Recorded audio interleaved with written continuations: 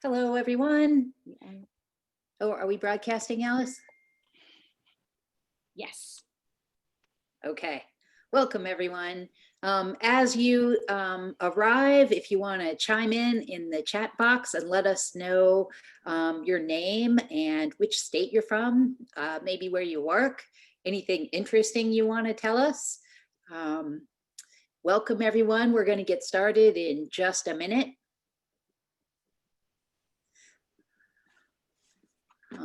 Feel free to say hello in the chat box. We want to know who's here. It'll be great to meet you all that way. I see Laura from Maryland. Excellent. Shelly from Pennsylvania. We have someone from Carroll County Schools. That's awesome. Carmen is here from Silver Spring. Hi, Carmen. Viviana from Hartford, Connecticut. Oh, welcome. We have someone from Virginia as well.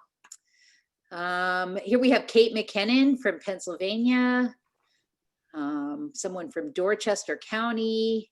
Excellent. Welcome, everyone. We are super excited that you could join us today. We've got a pretty big schedule, so we're going to dive right in. My name is Sherry Wilson. I'm the Director of Engagement and State Partnerships at the National Association for Family, School, and Community Engagement.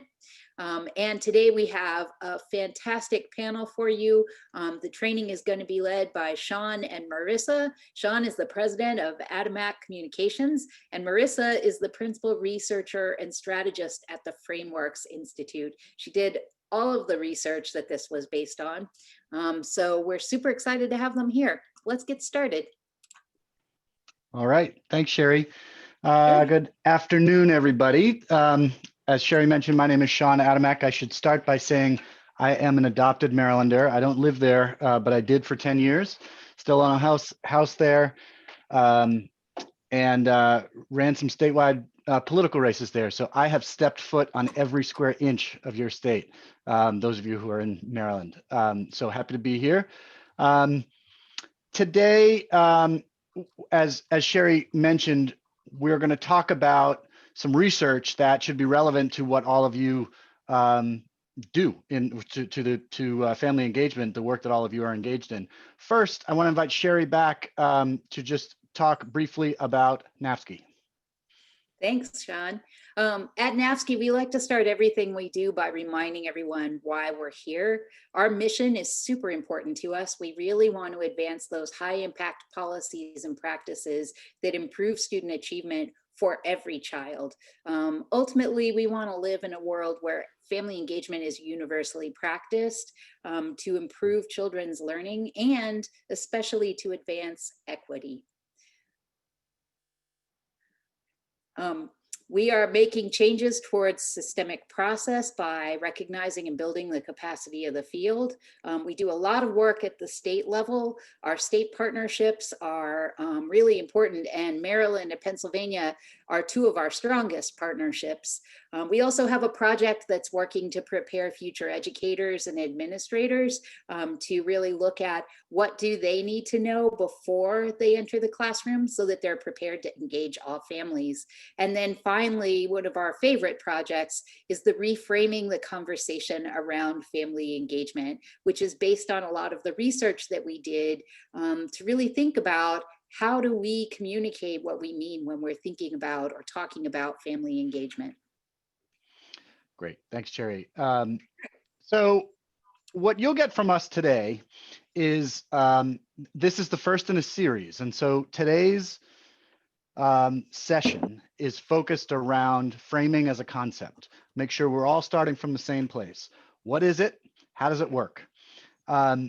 We're going to touch on some traps to avoid.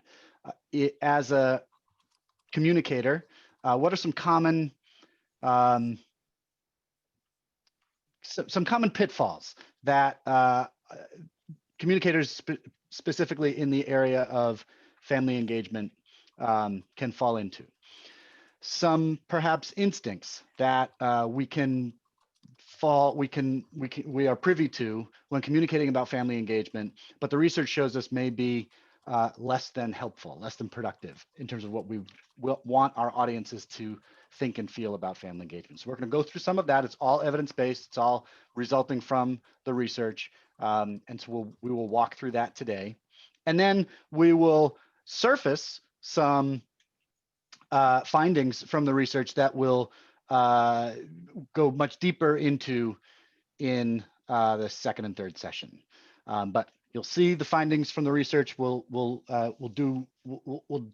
dive deep-ish into at least one of the findings, and we'll even give you an opportunity to practice a little bit and apply what you hear today to your own communication. So hopefully that is the session you all signed up for. What we need from you today is first engagement. You all are engagement experts. We are going to have a couple of different ways that you can engage with us, but you're already using the chat. Keep using the chat as things resonate with you, as as points. If you have an aha moment, if we say something that really speaks to you, that it sounds really familiar to you, say so. Put it in the chat. If you have a question, use the Q&A box. I think we're all Zoom experts by now, but in case you aren't, there are two options to talk with your fellow panelists and participants on Zoom. One of them is the chat feature, which is, I can see, already busy. The other is the Q&A. That Q&A box is really valuable to us. It's also valuable to you all because you all get to like questions that others ask, which will push them to the top. And so it assures, in the event that we get a lot of questions, that we're answering the ones that are most popular, that are most top of mind to you all. So please use that Q&A box. You can use that Q&A box at any time during the presentation. We'll just bank the questions and then we'll get to them at the end.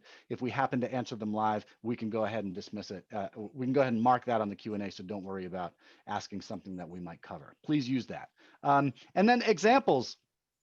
I think we've invited you already to send us your material. If you have material that you think may be an example of good framing, maybe just an example of framing in general, something you've tried, send it to us. So I'm going to invite the NAFSCI folks to put the email address in the chat. If you all are interested in doing that, we'd love to see it, and we can use it as fodder if you want, for sessions in the future, for the second and the third session.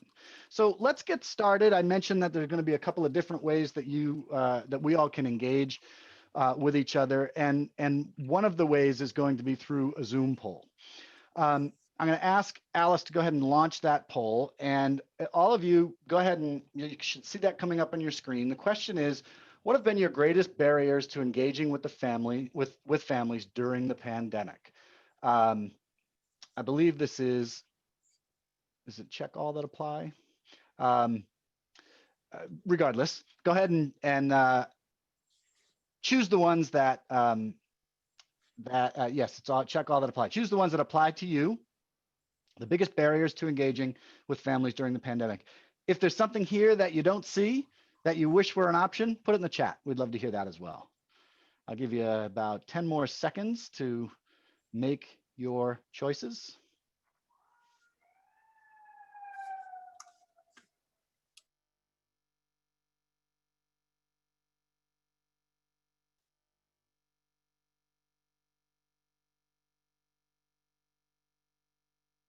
All right, let's go ahead and launch those results. And so you can see that while there are some heavy favorites, although favorites I'm not sure is the right thing to call them, there are barriers. All of you, or the collection of you, have experienced each of these barriers, plus some more that that I'm noticing in the chat. NAFSCI actually did a survey to ask this very question. And I want to invite Sherry back to just do some summarizing, some highlighting of some of those results. Yeah, we found a lot of really interesting results. There was a groundswell of support for family engagement, but a lot of respondents to our survey didn't think that current policies and practice have kept pace with that.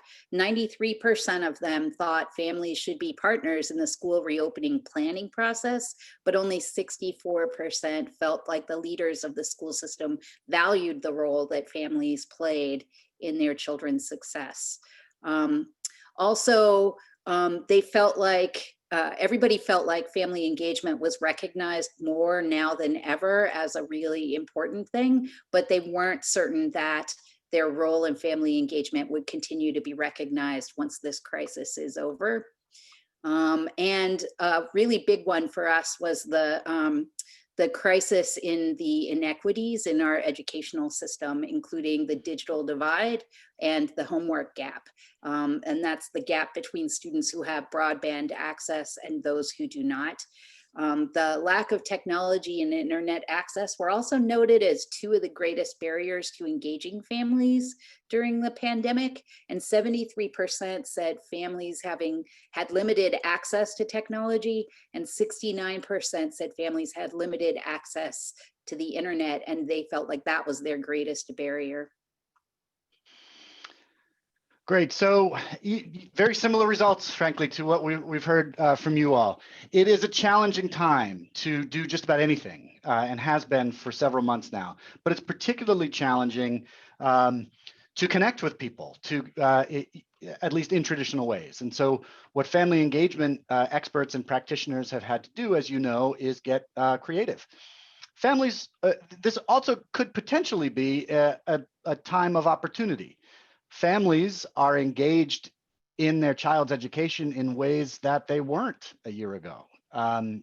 In some cases, they're forced into it and maybe doing so unwillingly, but nonetheless, they are far more engaged, having to manage their remote learners than they ever were in their child's education. And so in some ways, it could offer an opportunity, a moment of opportunity. I want to, speaking of opportunity, take this opportunity to bring in two folks that may be familiar to some of you, Barb Scherer from the Maryland Department of Education and Carmen Rowland. Carmen, connect me, am I right? Rowland from the Collaborative Action. Yep, Roland, row your boat. Excellent, Action for Family Engagement. And I want to pose the question I just posed in the poll to you all. We've been under some form of lockdown for, 7-8 months. School looks different just about everywhere. What are you experiencing in terms of barriers to family engagement? What's unique about this moment that makes family engagement uniquely difficult? Barbara, why don't you start off? Thank you. And we're actually 38 weeks into into this pandemic. First of all, I want to give a shout out to all of our friends from Maryland who are on this call. I think our local school systems are doing an incredible job in connecting with families, working with their schools to connect with families. And there have been some really creative approaches, but echoing the barriers that we just discussed and really getting and making those resources available to our school systems and to our schools has definitely been challenging. We really hear about a lot of the issues around, I would look at it as a lack of equity in the connectivity. And it's not even just in terms of the devices and the technology, but it's access to resources, accesses to supports for our families who are speakers of other languages, and having those resources necessary, having interpreters available for our families, and having those resources available for families, especially around social and emotional supports for our kids, and resources and supports to families for with children who have learning disabilities. That there have definitely been a lot of challenges. And certainly our school systems are doing a great job trying to address that, but there's really a need for those additional resources. And Carmen, how about you? How have things changed besides the obvious, but with in particular with family engagement, with connecting with families? How have things changed for you from your perspective? I think it's people trying to use, as I'm the project director for the Family Engagement, the Statewide Family Engagement Center from Maryland, Pennsylvania, and also I'm a mother, I'm a mom, and I think schools are trying different ways to reach out to families, make sure that they whether it's Class Dojo or using email or the social media, whatever it is, to make sure that families are engaged. And I think it's a lot of communication happening. And I also think that there's a load, like parents right now, I think in terms of barriers, there's just a heavy load on families to support and be there for their kids. And not that they wouldn't do that, but there's just, there's so much more on families, whereas I feel like we've been saying in the family engagement space that families matter, parents matter, in terms of the education of their kids. And now we see that actually happening in place. But it's just too much. Sometimes it's just too much. The load is heavy. And I don't know, I'm excited about this particular training series that you all are providing, so that we can figure out how do we make what can we do to make it better for everybody involved, the educators, the families, to support the students that are here and the children. So let's talk about that just briefly, and shift to, what we're talking about today is how to talk about family engagement, right? In ways that that maybe expand in people's minds what engagement can and should look like. What's your hope for this work, for this session and for the sessions that will follow? Why is this important to do in your mind? Carmen, go ahead. Yeah, I mean, I echo a lot of what Barb was saying, especially around the trauma-informed practices and well-being and mental health. I think my hope for this is that we'll come up with some shared language, shared understanding across all of the states doing the work, and especially the states in the Collaborative Action for Family Engagement, Maryland and Pennsylvania, that we will develop some programming or come up with some concrete action steps for what people can do, what they can take away and take back to their districts and their schools in order to support families and their and their educators, support each other in doing this work, and figure out like what that like through these sessions that you all are offering. And Barb, how about you? What are your hopes? So I want to piggyback what Carmen was saying, and really thinking about the situation right now. We've been thrown into the 21st century, like it or not, pretty quickly. And for the first time, our families are truly in the classroom. They're an earshot away from what their kids are learning. So the research has always talked about the importance of family engagement. We are really seeing that right now. And we are all agents of change, and we all have to come together, work together with that common language. And if each one of us can be that spark to ignite those conversations, and I think everybody even participating in this institute is really, is that spark. And from what we gather here, what we learn here is to be that spark and ignite that spark with at least one other person. And then hopefully that next person will light that spark. And then we just create that energy where we really need to come together around these conversations of common language and working together to support our kids. Great. Great. Well, thank you all for your perspective. We're going to bring Barb and Carmen back a little bit later to get some reactions to what you hear over the next hour or so. But in the meantime, thank you all, and I hope you find what we're going to share helpful. I'm going to go ahead and share my screen again.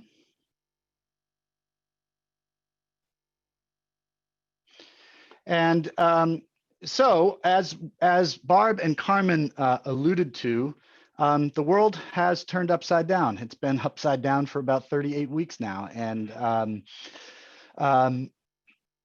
I'd love to invite all of you in the chat to talk about ways engagement has changed for you in your world, in your work. What are the biggest challenges? What are the biggest changes? I saw earlier there was a comment that it's real sort of technology fatigue. I can tell you that is alive and well in my house. We have 3 young boys at 2 separate schools. Yeah, there's technology fatigue. I'm about zoomed out by the end of the day. But during times like this, when the world is perhaps focused elsewhere, right? When it's times of great anxiety, it's times of high stress, and it's times of constant breaking news, right? Where attention can be pulled in a number of different ways. It's more important now than ever that we are properly framing our communication about things that matter. For instance, family and school engagement. And so we can ensure that, or we can at least increase the likelihood that our messaging breaks through when it is well framed. And so let's talk about framing and what we mean by framing. Framing very simply is just the lens through which a narrative is told.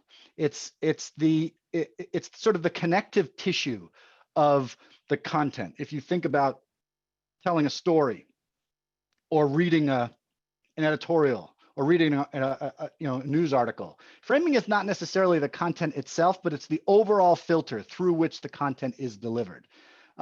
Children are taught about framing by being given a title of a story and then being asked to predict what the story will say. And the reason that frames are so important when it comes to social change, when it comes to things like family engagement or even education in general, is because if we can properly frame our messaging to change our communication, to change the way we, as we'll call ourselves subject matter experts, as experts in family, school, and community engagement, if we can change the way we communicate, then we can change the way our audiences communicate about family, school, and community engagement.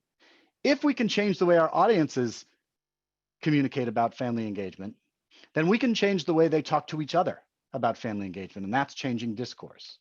If we can do that, then we can change mindsets. We can literally change the way people think about family engagement. And this isn't sort of, mind control experiments. This is simply helping people think differently about a problem and think differently about a solution, expanding the possibilities of what family engagement could be. The research, and we'll show you this a little bit later, the research shows that the public generally has a pretty limited view of what engagement is and could be. And so our communication, if our communication can expand that, then it can expand the way people talk to each other about family and community engagement. And then in doing so, shift those mindsets, change thinking. If we can do all that, well, then we can change policy more easily. Now, look, can we change policy without changing communication, discourse, and thinking? Absolutely, happens all the time. Top-down policymaking is something that our elected officials are pretty good at. But those are the policies that tend to be less impactful, tend to be less sustainable, and tend to be less supported. And so if our goal is to achieve real, lasting, sustained communication, then sorry, I'm having some Zoom issues. If our goal is to change policy, sustainable policy as it relates to family, school, and community engagement, then we want to make sure that we're doing it for the long haul, and changing our communication, changing discourse, and changing thinking can help do that.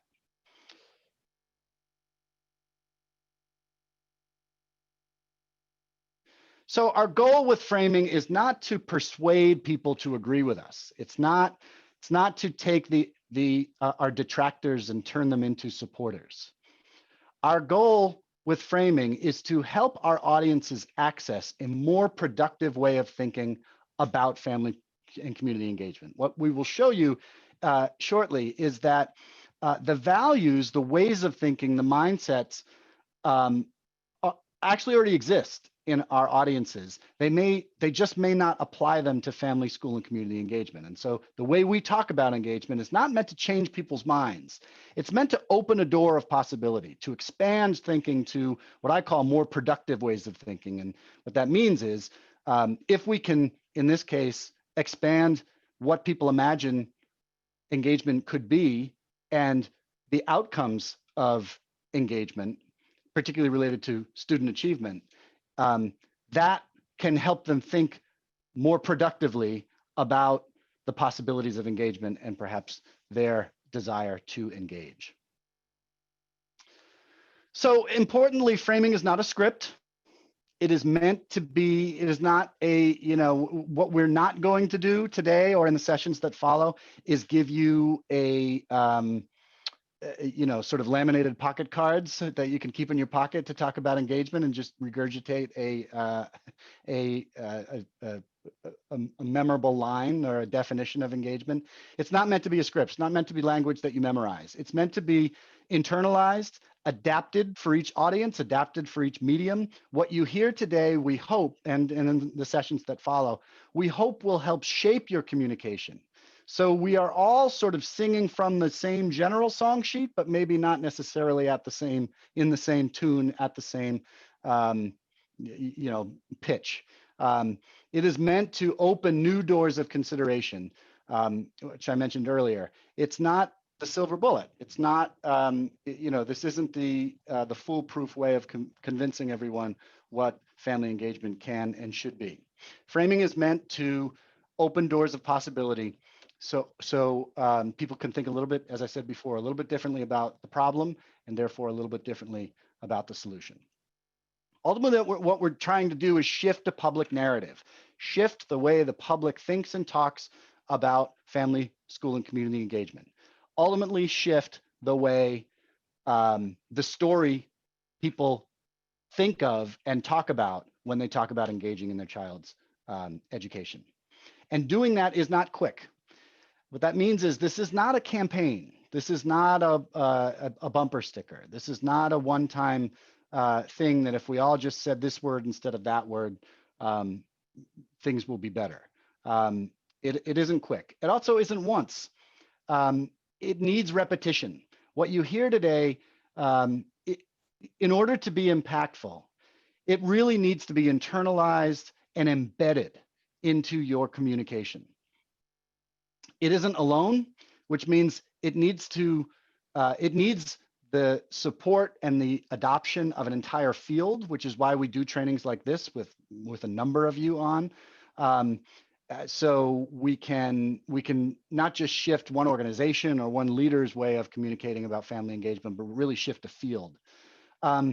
As I mentioned, it isn't a script. It's got to be adapted for audience and context, for it must be accompanied by mobilization and strategy.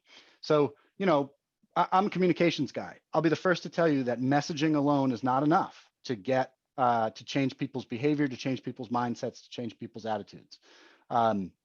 It's got to be accompanied by mobilization and strategy. So our hope is that you take what you hear today, integrate it into your communication, and develop a strategy to amplify it even further.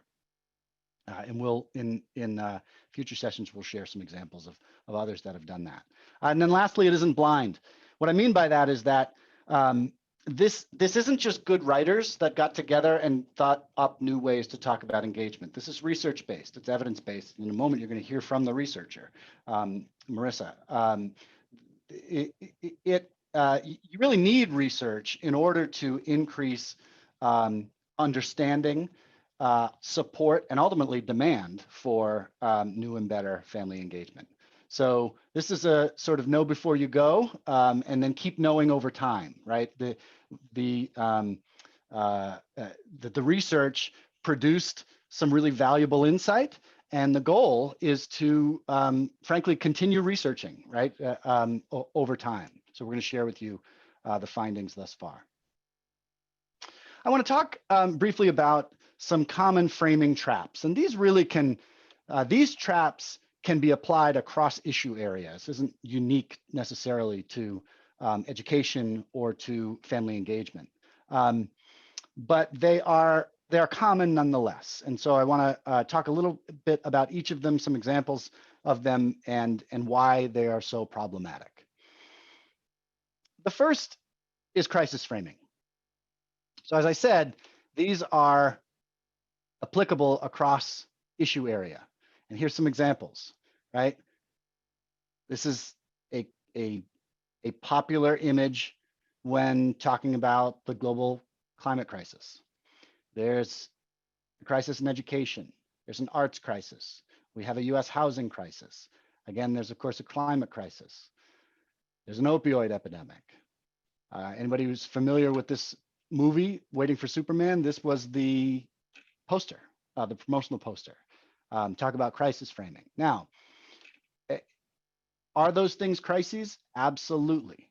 They are all, the urgency of those issues is real. And so the message here is not to downplay the alert, the level of the level of urgency. The lesson here is that crisis framing is designed to elicit a behavior change, but the research shows that the behavior change doesn't last. There's a reason, and I came from this world, I spent 10 years in politics. There's a reason why political campaigns run on crisis framing, because our goal is to get you to that Tuesday in November, not necessarily to elicit long-term behavior change. Our goal, our collective goal, is to do something different. It's to fundamentally change the way people think and talk about family engagement. And so we need to do something different than crisis frame. The problem with crisis framing, or the problem with problems, is if you think of it on this matrix, right, where one axis is urgency, the extent to which you focus on crisis, the extent to which you crisis frame, and the other is efficacy, the extent to which you focus on solutions. If your messaging appears in that lower left quadrant, low levels of efficacy, low levels of urgency, you essentially do nothing for your audiences. You are, it's effectively your baseline, right? You're not getting people excited about a thing, nor are you giving them anything to do about it.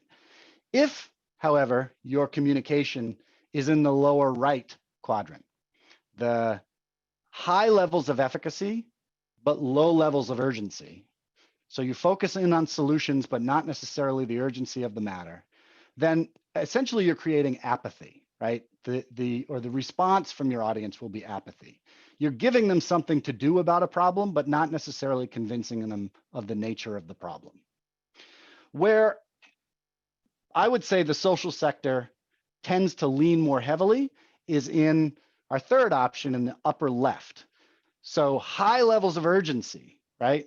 The penguin on the iceberg, the opioid epidemic, right? The housing crisis, but low levels of efficacy.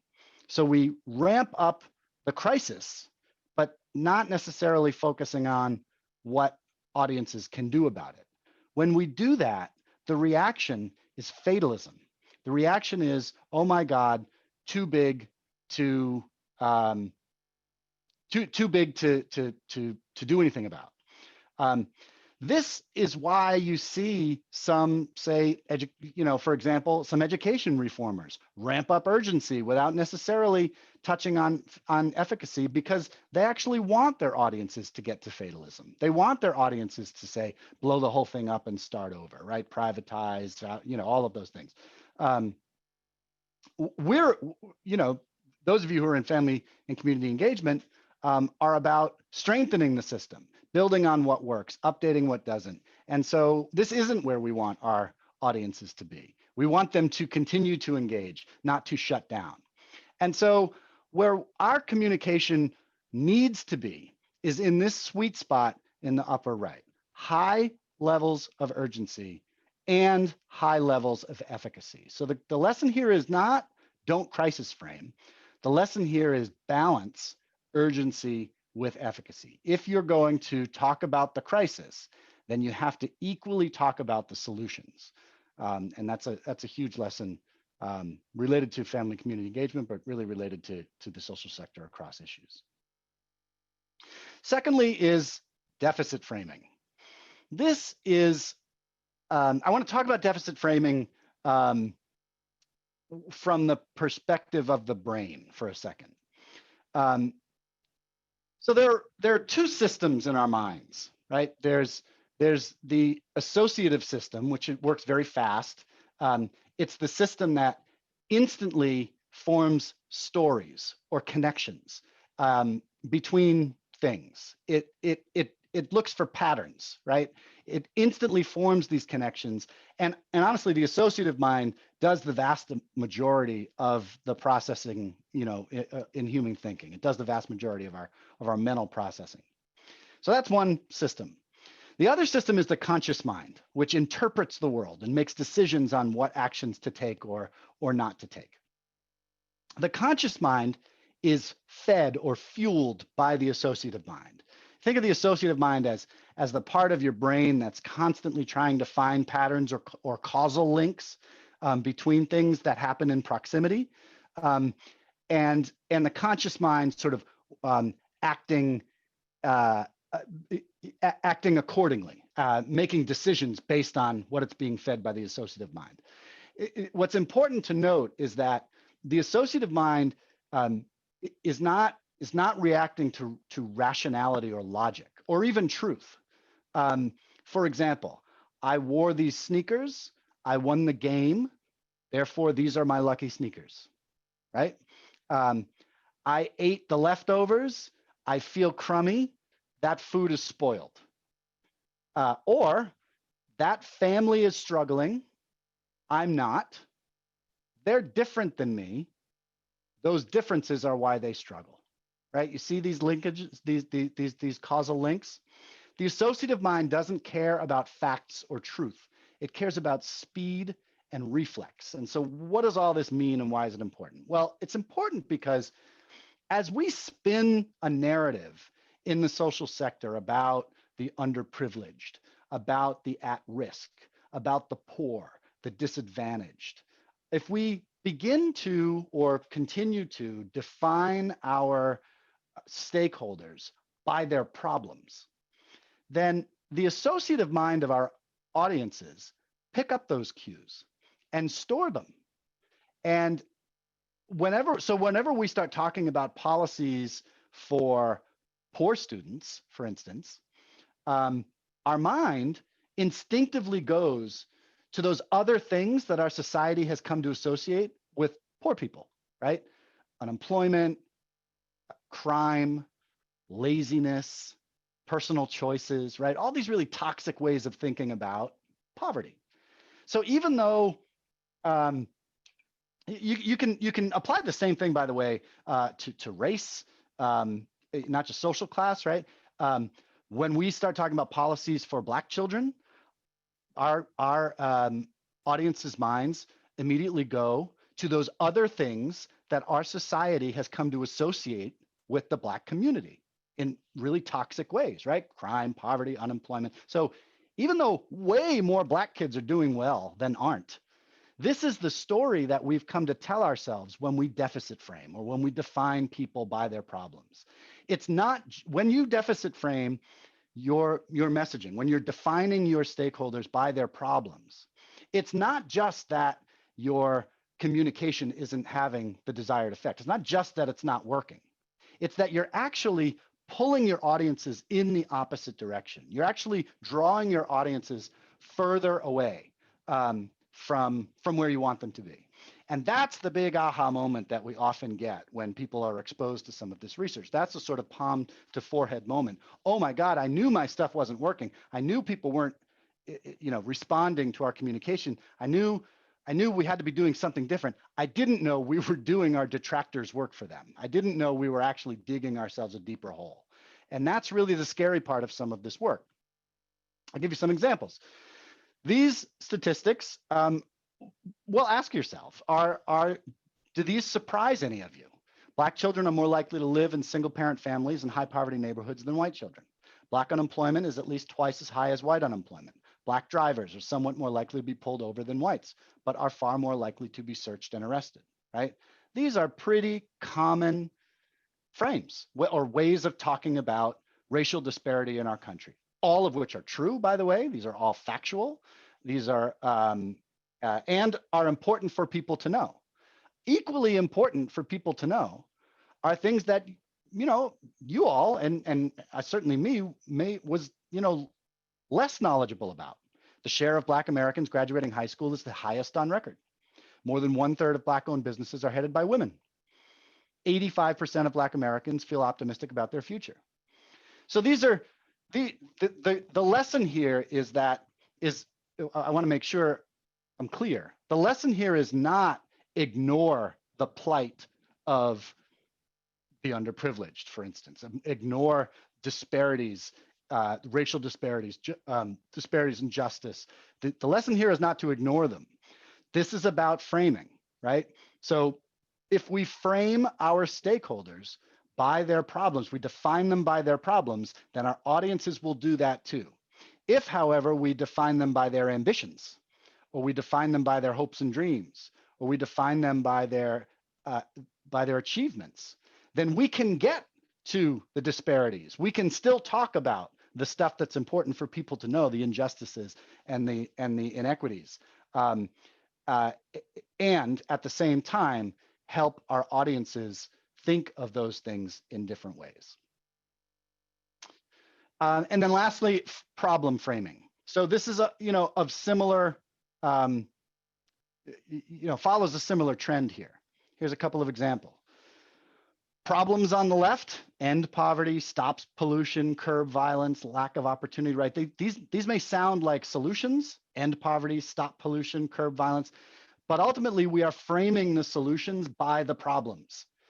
If instead we frame our solutions by the vision, by the outcome, equal opportunity, breathable air, safe neighborhoods, integrated community, then we are giving our audiences license to go there with us mentally. If we are framing the solutions that we offer by the problems that we're trying to end, then we're giving our audiences license to stay there in the problems and to define even the solution in these really sort of toxic, unhelpful patterns of thinking. Our goal with family engagement, our goal in the social sector more broadly, is to help people not just change their mind, help people not just expand their thinking, not just open their mind a little, but to move them to a more productive place so they have the ability to think about family engagement more productively. It's not just giving them information and hoping that they latch onto it. It's literally helping their brains have the ability to do that over and over again. And that's what we do when we define our work by the desired outcome, by the vision versus the problem. So how does this all work? Well, the way we map this out, the way we sort of get to what we're going to spend the balance of our time talking about is through research. I'm not going to go through this. This is all just to show you that, again, this is not a room of writers coming up with new ways of talking about family engagement. This was a methodologically sound, sort of airtight research process done by people with PhDs, and in this case, including about 5,300 participants. And ultimately, what the initial stage of the research does is to help identify the cultural models, and I'm going to explain that in a second, that are associated in the public with family, school, and community engagement. Cultural models help us think fast, right? These are those sort of associative mind, if you remember what I was just talking about, the associative mind connections that our brains make all of the time. If I were to tell you that today I'm going to talk about nuclear physics, I don't know if any of you are nuclear physicists, but it doesn't matter. The second I say nuclear physics, all of you are associating those words with something in your head. Your mind is filling in the blank, even if you know nothing about nuclear science or physics. These cultural models are the assumptions and beliefs that are created through years of experience and expectation. They're relied on to interpret, organize, make meaning of experiences. They structure thinking about information, right? If I told you that, today I went out to lunch, which of course in a pandemic isn't true, but let's just pretend for a moment that happened. If I told you that I went out to lunch, you're forming ideas of what that might look like. Even now, perhaps in the pandemic, you may have thought, oh, patio, outdoors, masks, right? Tableware, food, conversation.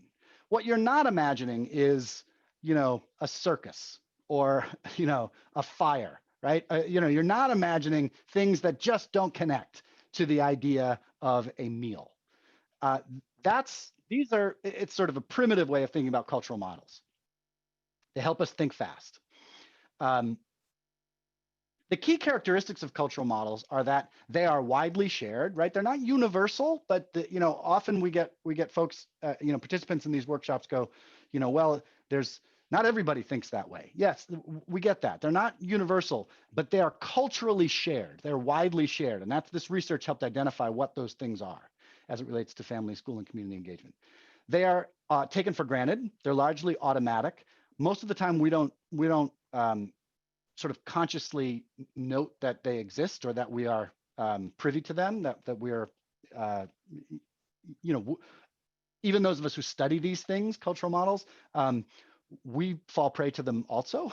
So they are highly durable, which means they're really hard to break free of, to break audiences free of.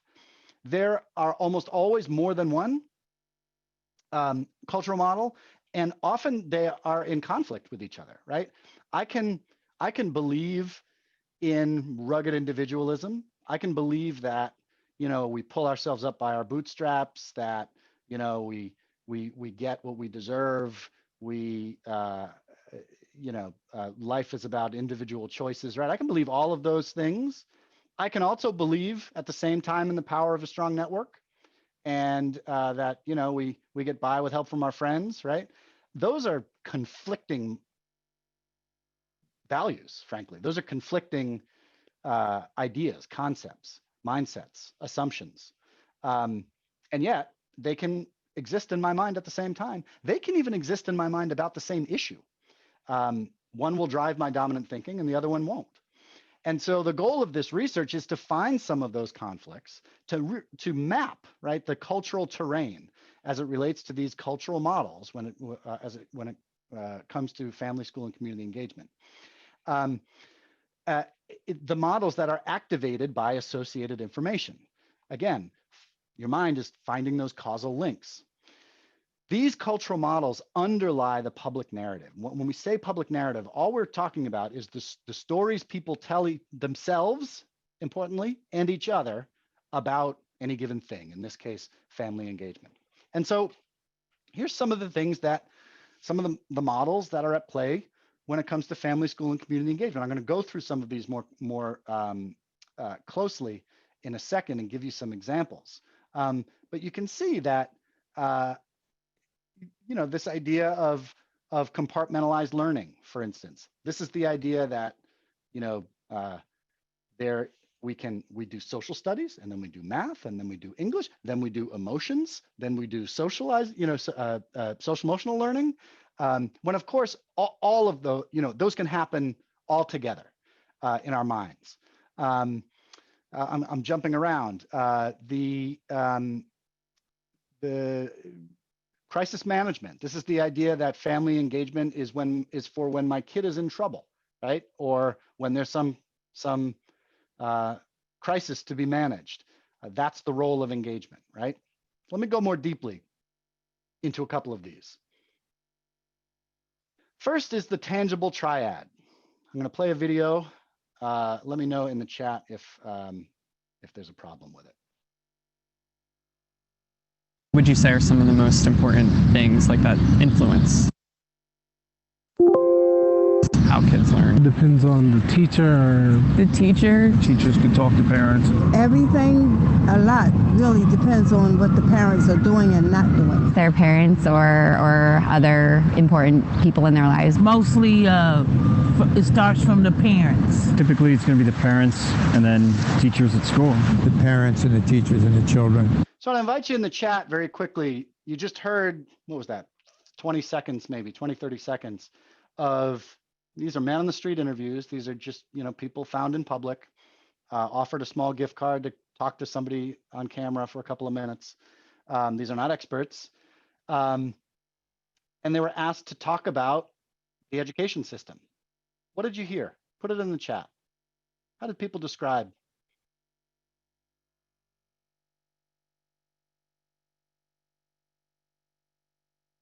Yeah, parents, teachers, and right at the end, you heard students, right? And that is the triad. When we talk about the tangible triad, parents, teachers, children. When we talk about the education system in this country, that is where our audiences go. Parents, teachers, children. Now, if we are advocates for family, school, and community engagement, why is that problematic? Donna in the chat just told us. Where's the community, right? Where are policymakers? Where's the business community? Where are all these other stakeholders that can and do contribute to the achievement and the development of our children? They get a free pass, right? When we leave education system unframed, right? These are the associations, the cultural models that our audiences are falling into by themselves unless we help them go somewhere else to a more productive place. What would you say are some of the most? Whoops.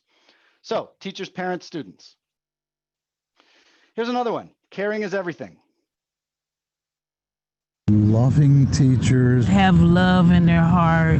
Being loved and cared for. parents taking more interest in their children. This encouraging of the education. I feel like if your parents don't care, then you probably won't care that much either.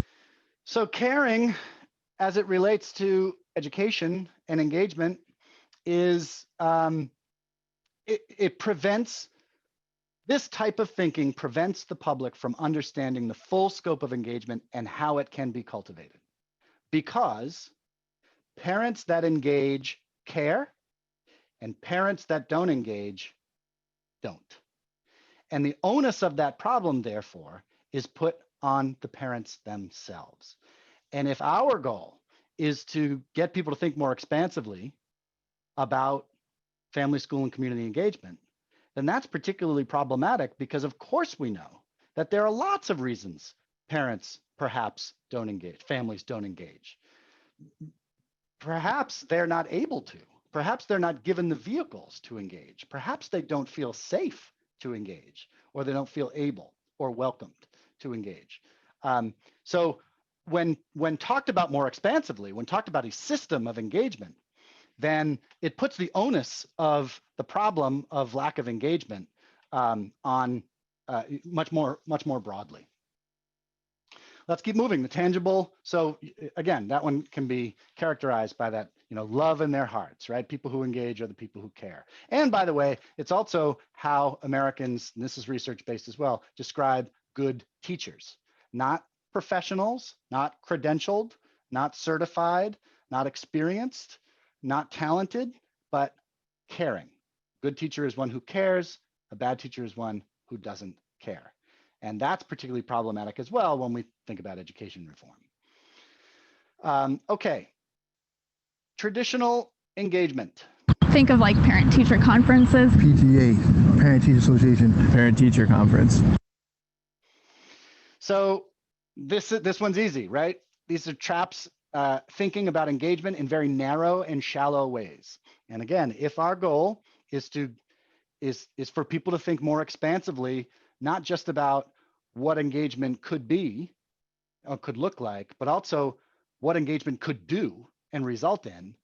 If our audiences are trapped in this very narrow, alleyway of what engagement is, then it's really sort of a brick wall between where they are and where we want them to be. We have to help them navigate around that wall. Compartmentalized learning. What role would you say schools have in a child's learning? Well, for the sort of standard things that children learn, schools are really, really important. Some of the foundational skills, math, reading comprehension. Math, reading, stuff like that. Schools do a great job of providing the core essentials. What about family? What role would you say family plays in kids' learning? I mean, I feel like that's a lot different from classroom learning. I think that's more maybe emotional learning as opposed to book learning. Your family teaches you, I think, your morals. For school, it's more of, like I said, the how to learn, but that doesn't necessarily instill values in a child. That's where the parents come in.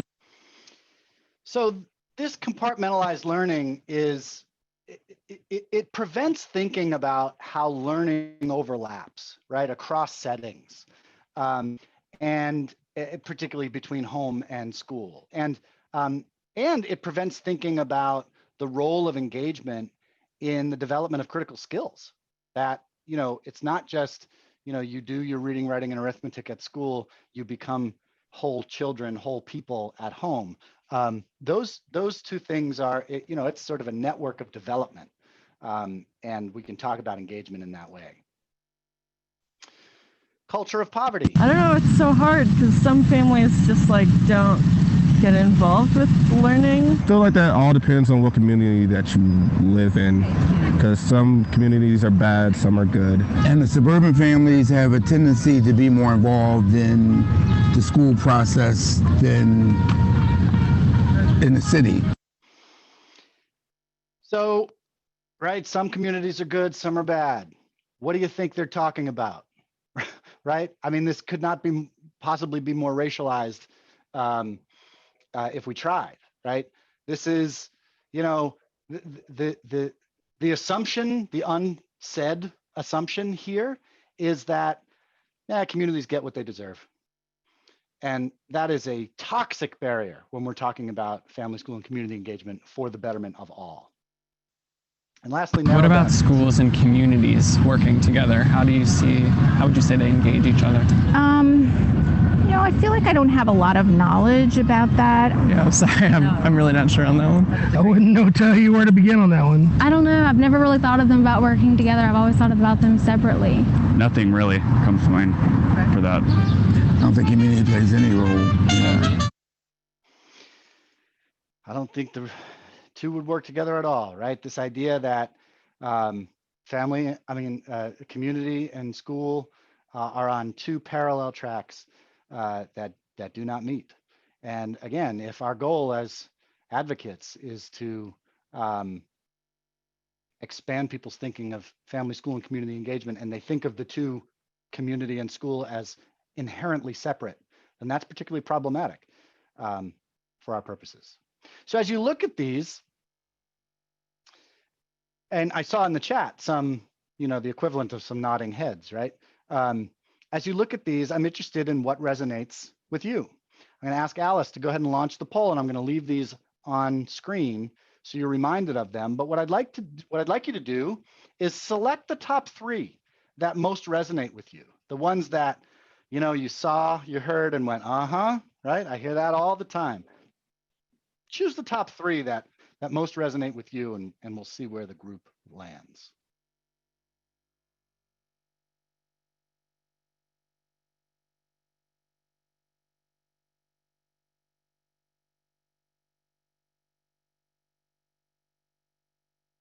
I'll give you about 10 more seconds. Oh, it's only letting you choose one. Okay, sorry. Choose the one then. Choose the one that most resonates. Sorry about that. Choose the one that most resonates. About 5 more seconds.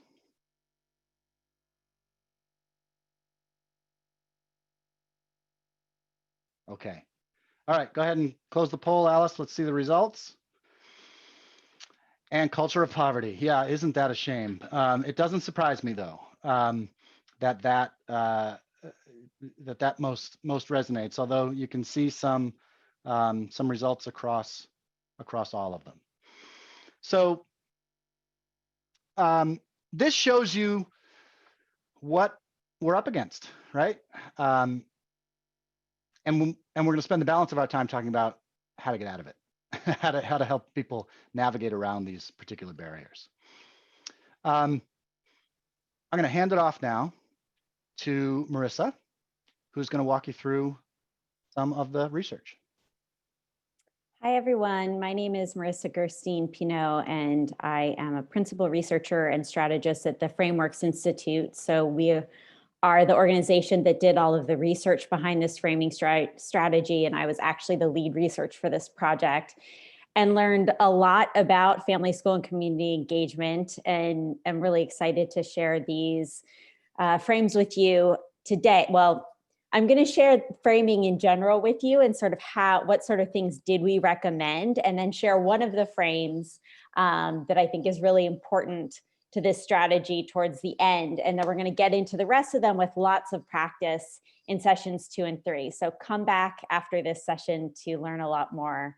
And I just wanted to say also, I was really excited to see that while Pennsylvania and Maryland are very well represented, there are actually people here from all up and down the Northeast corridor. So I think that speaks to the need for some sort of communication strategy sort of across different states and different municipalities. And the idea that everybody can get on the same frame is really something that we're very excited about and is the purpose of all this research that we did. So I'm going to, as I said, sort of do sort of a lesson in what frames are, and then share more specifically one of the frames that we recommend for this project. And the frames, there's about 9 or 10 different types of frames that we use at Frameworks, but these are the ones listed that we found to be most effective in talking about family, school, and community engagement. So I'm going to talk a little bit about metaphors and what they can do for you, the importance of explanatory examples, what messengers are, what benefits do, and then values at the end, because that's what I'm going to share in terms of this project. So if we could go to the next slide. Thank you. So we are very big fans of metaphors here at Frameworks, and the metaphor development for this project was really fun. And the metaphor that we found worked best, which I'll get into much more deeply next time, is one of my favorites in my 5 years of work here. But what do metaphors do? So they're taking something that are familiar to people, sort of ideas, things that are out there that people have some idea of how it works, even if they're not experts, and compares it to something unfamiliar. So this is a metaphor that we developed about 20 years ago to talk about early childhood brain development. And what we found was that when you describe it as a process of building, similar to building a house, people who grasp onto that concept and then map it onto brain development, which of course is very complex and well understood by scientists, but not very well understood by the public. So when you can find a metaphor that people can grasp for something that's complex, that is a really great working metaphor. So next slide. So just to show you how these things sort of, as we call it, map onto each other. If brains are like houses, then early matters, right? You have to lay a foundation early on in order to have a solid house. And that's the case with both houses and the case with early childhood development. What you're using to build a brain or build a house is really important. Timing is critical. You need to do certain things at certain times. This is an active process. It's an ongoing process. When you're building, it's not necessarily just a one-time thing. You don't just raise a pole and say, okay, we're done. And having quality materials early on can affect later outcomes. So if you build with high quality materials, then you're less likely to suffer adverse events later on. You can weather the storms. So that's an example of how a metaphor can work as a frame. It builds people's understanding so they can really see how something works, not just, oh, that's what that thing is. They really have the tools to understand it. And when some people understand a social issue, it changes their attitudes and shifts their support, because when they understand how it works, they can better understand what the solutions are. So what are explanatory examples? They're another way of making sure that people have a deeper understanding about a social issue. Sometimes metaphors don't quite work, but interestingly, a lot of times when people are deeply invested in a particular field or a particular topic, the way something works, it's almost like intuitive because you've been so immersed in this thing. But for people who aren't immersed in it, you need to actually, sort of draw out the steps of how something works, and using examples is really powerful. So you don't just tell people, you know, this is this thing, you actually show people in very concrete ways what it is. And this is a great way to link social problems to effective solutions. So it does similar work to the metaphor, but is very straightforwardly explanatory. So this is an example of how you can actually reframe something from something that again is self-explanatory to those of us who might be in the field of housing or education, but for somebody who's not, the links aren't necessarily clear. So you know, this tweet is saying that children in poor households have higher asthma rates and are at risk of doing worse in school. And that might seem to you all or to a lot of people who are in this field, well, yeah, those things are connected. But for somebody who isn't, it might look like, well, poor parents must not be providing, you know, good medical care. Or if they're living in bad housing, that's their choice. Why don't they just move somewhere cheaper? So you really have to make these links explicit. So I'll show you a reframed version of this.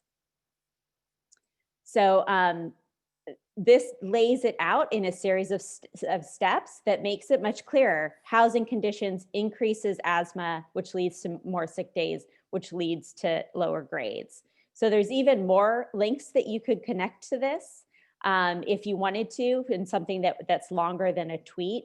And importantly, it tells you where to go for solutions. So never forget to link to the solutions as well, because otherwise you're leaving people with more information.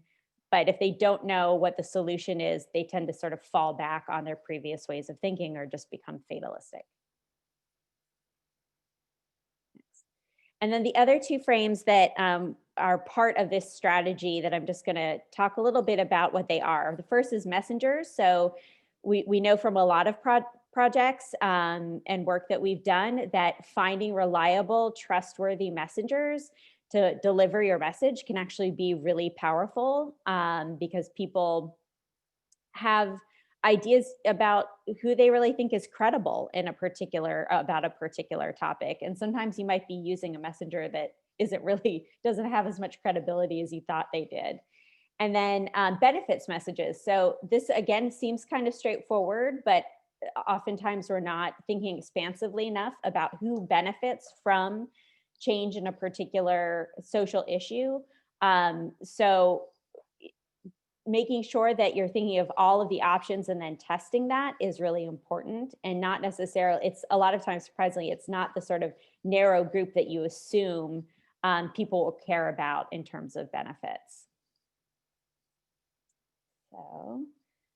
So now I'm going to talk about values, and I'm going to show you a specific example from this project. And again, just the reason I show you other examples is because sometimes I think illustrating a problem with something that isn't in your own field can actually help you understand why a frame works when in the field that you're talking about in terms of family engagement, for instance. Plus, I want you all to come back over the next couple of sessions. And so I'm excited about doing some practice with you then. But values are something this is a frame that is incredibly powerful, and we almost always test and then end up recommending for projects. And these are these enduring beliefs about who we are, about what we really care about, whether individually or as a society. And when we attach a value to a particular issue, it helps people sort of orient themselves. So this thing is important to me because I care about this particular aspect of my society or of myself. So it could be something like prosperity. It could be that we believe in progress, that innovation is really important to us and to my country. Those are all values that we test. So go to the next. Thank you. So I also want to make the point that values are really important, and you want to make sure you're using tested values. And this is an example of why that's so important. So this is actually from a project that we did on addiction, drug and alcohol addiction in the province of Alberta, Canada, a number of years ago now, but we're still finding that this is really important, where we did a we did a demographically sample, sorry, I can't talk for a second, of about 6,000 participants in Alberta and tested these 3 frames. So what you're looking at right here is 3 frames. One is interdependence, and this is going to come up again in the future, but it's this idea that everyone in our society relies on one another and we're only as strong as our weakest member. So we really need to care about people who have drug and alcohol addiction. So one group got that value framed message, and then we're asked a number of questions about their support for addiction policies. The second group got a message about ingenuity. So as Albertans, we're innovative people who come up with solutions to difficult problems. We can do the same thing for drug and alcohol addiction. And then they were asked the same series of questions as the people who got the interdependence value. And then the third group got an empathy value. So this was a message that was something to the effect of, we need to feel sympathy for people who have drug and alcohol addiction. They're our mother, our brother, our sister. And that's why we need to support, effective addiction policies. And then the black line represents the people who got no message at all. So what you're seeing is that the folks who got in the interdependence frame, there was a significant increase in their support for evidence-based addiction policies. For the folks that got the ingenuity frame, it wasn't quite so high, but they also supported it. But the people who got the empathy frame, it actually decreased their support for these policies, which was actually the exact opposite of what the folks who asked us to do this research had expected. And they had been framing almost all of their materials using this empathy frame. So it was actually counterproductive. So I think this shows the power of framing with values when you're trying to move support for policies and programs, but also the importance of making sure you're using values that are tested and that are going to work. So the value that we found worked spectacularly well for this project was the idea of opportunity for all. So we find, again, across a lot of our projects that Americans do really deeply believe that this is a land of opportunity and that people should have opportunities to succeed. Although they might disagree on what those types of opportunities should be out there. But when you use this frame of opportunity for all, it orients people towards the idea that family engagement is really important because it's about opportunities for children and for families to do well. So this is an example of that kind of message that we tested and that you could use in communications. So again, like Sean said, framing's not a script. So I wouldn't say, only use these exact words, but use this as sort of a model for how you might use the opportunity for all value. And we do also find that opening with a value, again, bringing people in is really useful, but you can and you should use values throughout your communications if they're longer. So this is another example of a tweet where you can use that opportunity for all value to talk about something that we're going to discuss next time, which is equity. So to bring people into that conversation about equity and equitable solutions. So again, this is another example for y'all to look at and work with as you think about how you could use this value in your own communications. So I think we're running a little short on time, and I don't want to shortchange Carmen and Barb. So this is, first, just let me say, this is the entire framing strategy. And I sort of told you what each of them, these types of frames do, and we'll play around a lot more the next couple sessions with these specific ones. So just to give you a taste of what's out there, you already saw opportunity for all. I would like you to, we are going to do a little framing exercise, but I don't think we have time for it, but I do think it would be great if folks would do it on their own and bring it to our next session. So I would love for everyone to, and we'll be sending these slides out, but think about how you might incorporate opportunity for all into a communication of your own. Could be longer, could be shorter, but then bring it to our next session and share it with us in the chat box. But Sean, I will hand it back to you. All right. Thanks, Marissa. So that was a little teaser. We want to get to your questions. I know that we have some in the Q&A box. This is a good prompt as well. If you have a question, go ahead and put it in the box. We do have a couple minutes, but I want to bring back Carmen and Barb and have you sort of kick us off on the Q&A and get your reactions to what you just heard in the last 75 minutes or so. Your key highlights, any, aha moments, takeaways, things that you're really dying to know more about in the sessions that follow. Carmen, why don't you go first? Yeah, I mean, there's so many. I really appreciate this framing, if you will. I think the thing that sticks out for me, or aha moment, is just around the fact that communicating to people that they should care is not enough, and that doesn't seem to sway minds as much as some of the other values that Marissa was just going over. I think that sticks out to me because we're raised to care about our fellow human being and our fellow, and it's almost like you have to undo just the amount of undoing that we have to go through in order to get this work done. I think for me is what stuck out, and taking the time to do that. Great. Barb, how about you? Well, I totally agree with what Carmen was saying, and I've had like many ahas just listening to all that you've been sharing, and I really think about how we reevaluate our own traps as we look to rebuild, if you will, around our messaging, and I guess really how we have to expand our thinking and approach things. We do need to change our language. And I think this is a great kickoff, again, as Sparks, to really begin that process. And I believe it is a process. And I'm looking forward to the next two conversations, especially how we move in that direction.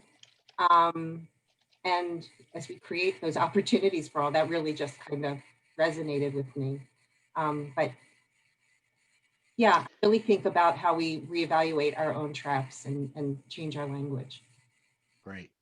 Great. Well, thanks to you both. Again, I do want to, this could have been a longer conversation, but we have a lot of questions. And so I want to get to those. I want to make sure that we don't shortchange those. And bring Marissa back into the conversation, and also the folks from NAFSCI. Some of these questions will be good for NAFSCI to answer. I'm going to go from top to bottom. I will invite all of you, of course, to obviously submit a question, but also if there's a question there that really resonates with you, click that little thumbs up button. It will move the question to the top so we can make sure that we're answering the most popular ones.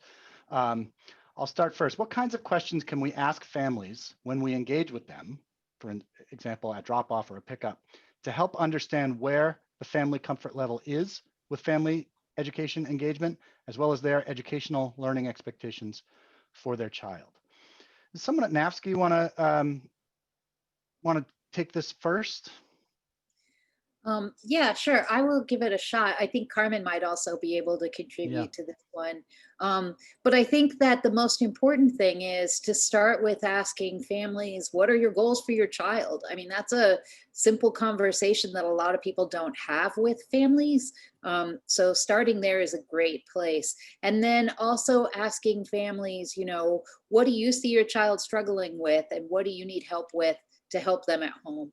Are also good questions to ask them.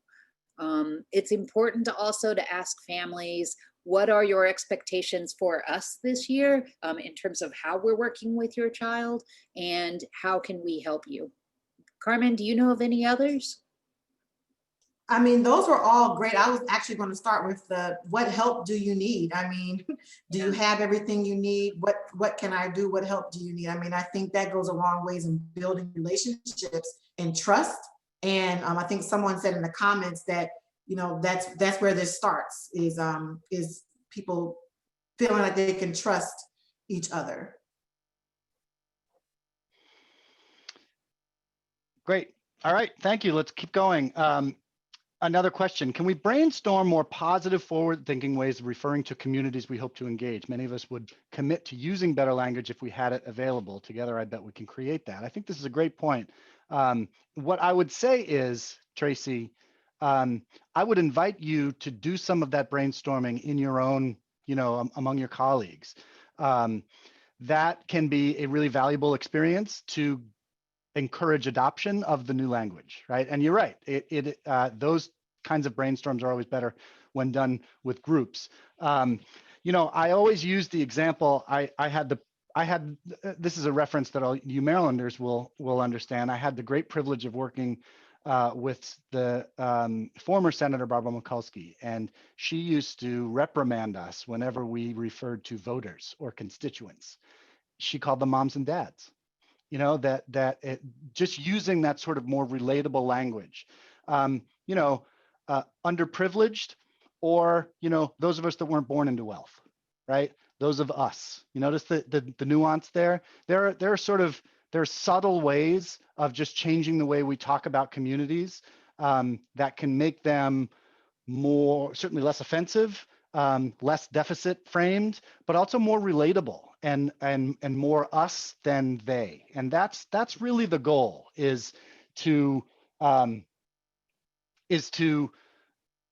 prevent our audiences from slipping into that us and them mindset, and instead almost default to a us mindset, not they. Any others want to jump in on this before we? All right. How can community be more involved in the work with families? When we discuss family community engagement, what is the typical definition of community? Is it nonprofit organizations, government agencies, community volunteers? I struggle with understanding why the power of the individuals and organizations in our communities are so underutilized when we aren't working with families in crisis. Marissa, I saw you nodding your head. Yeah, I mean, that was an interesting finding when we did the initial work for this, is that people's idea of what community is very far flung.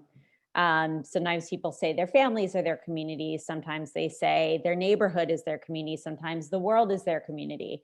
So I think definitely putting some parameters around what you mean by community whenever you're talking about community engagement is a good idea. And I do think using examples that people have maybe might be more familiar with, but haven't considered engagement would be really useful. So you saw in that video, people are like, oh, I never thought of community and, schools or families working together. But I think that there are examples that if you continue to ask people, they can kind of get to, oh yeah, I remember that my child's school partnered with X, Y, and Z community organization. So, using examples to kind of like that to pull people in, and then helping expand their understanding of what community is and how this engagement can happen with newer examples would be a good way to do it.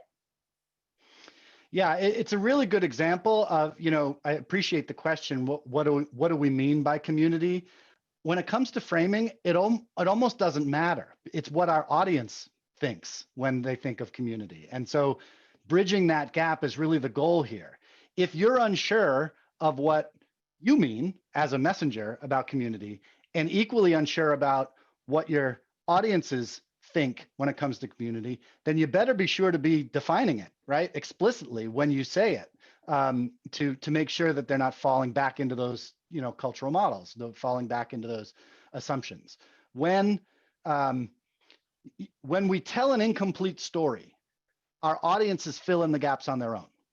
And what they use to fill in those gaps are the assumptions, the values, the mindsets, the concepts that are available to them. And so we want to sort of rob them of that ability. We want to